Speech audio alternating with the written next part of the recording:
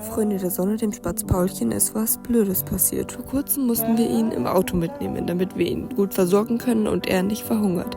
Und dabei haben wir dann die Fenster, als wir standen, runtergekurbelt und er ist rausgehüpft. Weil er schon flügge war, konnte er gleich in den Baum daneben fliegen. Wir sind gleich hinterher, aber wir konnten ihn stundenlang nicht finden. Das Gute war, da waren auch ganz viele Spatzen. Und wusstet ihr, dass Spatzen auch manchmal fremde Spatzenbabys einfach füttern? Ich denke mir auch, warum musste das denn jetzt so passieren? Aber er hat sehr gute Chancen. Ich vertraue jetzt einfach mal auf das Schicksal.